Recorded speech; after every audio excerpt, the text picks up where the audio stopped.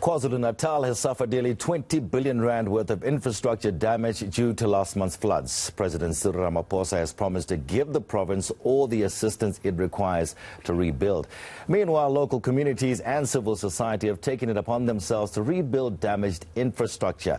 Our reporter Heidi Giokos is on the ground in KZN. Let's cross over to her now live in La Mercy for the latest. Heidi, good afternoon. Earlier on you were in Tongaat, now you're in La Mercy. What are you seeing and what are you hearing?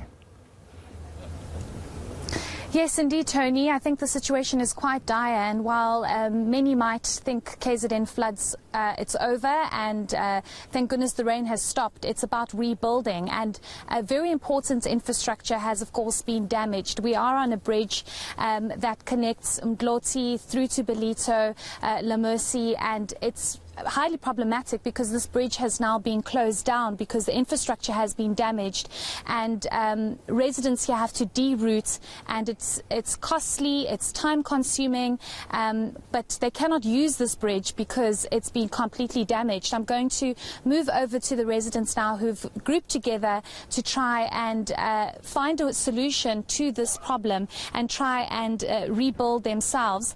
I'm going to first move over to Paul, who is part of the task team here. Thank you so much for your time. Just speak to us about the situation that you face here as residents in this area. The bridge, of course, has been damaged by the floods. What are you trying to achieve here? Okay, thank you for this opportunity.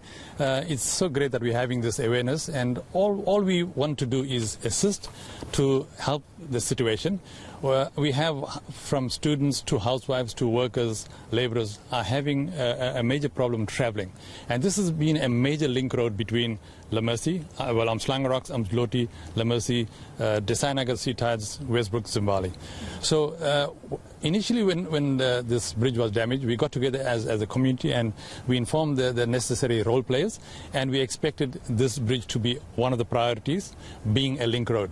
So unfortunately, at that time, this whole issue was escalated to national government, and then we have to wait for funding. So in the meanwhile, what we did, we have our own engineers that had done a feasibility on this bridge, and we identified there was lots of loopholes around the initial construction, and to do a full-time proper reinstatement would have cost a lot of money and lots of inconvenience. So we decided that, look, as a community, let us get together and backfill this and have access, whilst the powers are making up the mind to develop, and that would have taken about another 6 to 8 months, and in the meanwhile we'll have our lives back together as an interim.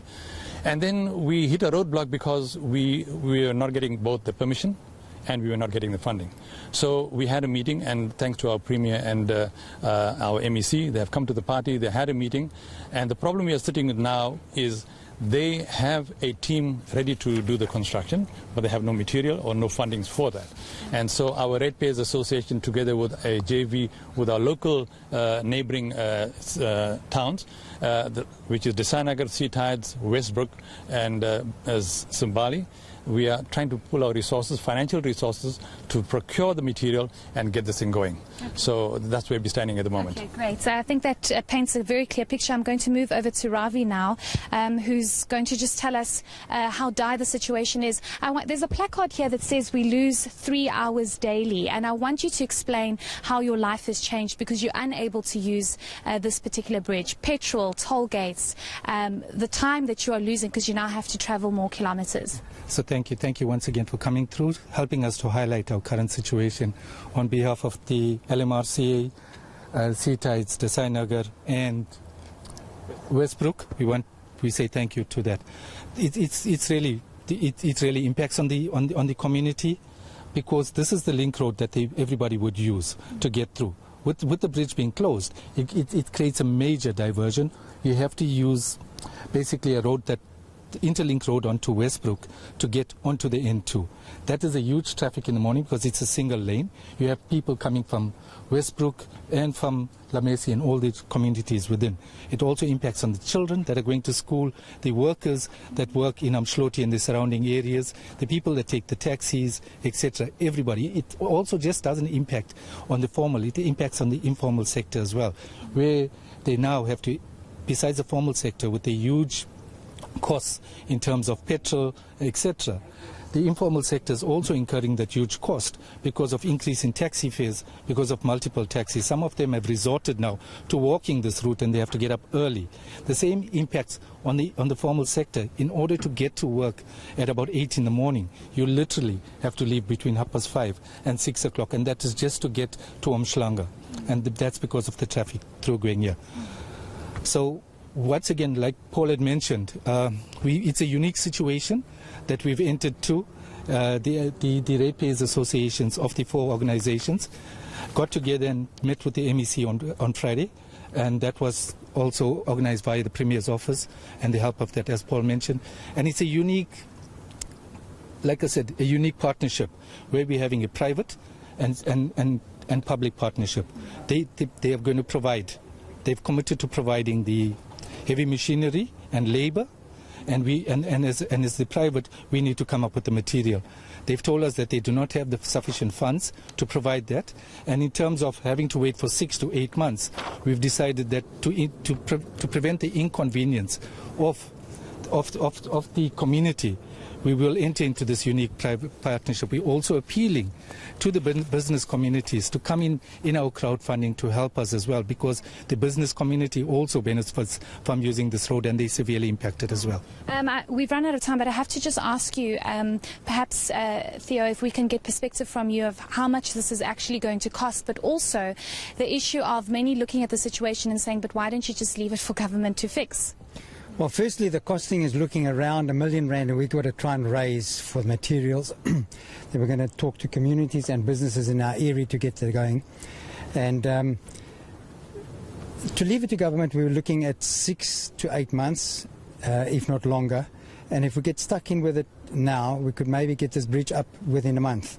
So it makes a big difference. As Ravi was saying, the detour here is 40 kilometers that people have got a detour to be able to get to work and back in the mornings. And also there's a school, Crawford College, that's on one of the roads, and that once the school opens in the morning, there's a big backlog of traffic on that road, which adds another half an hour to the time. So those are the reasons we are trying to push this joint venture with the Department of Transport and the communities, local communities. Okay, great. I just want to ask my colleague JK to just come with me. I'm not that brave to go any closer, Tony, but perhaps just to show the damage of the bridge and how it's actually looking. It's quite serious, and thank goodness for one of the residents, Paul, that we spoke to in the beginning. He actually noticed that there was a huge problem here and he closed off the road.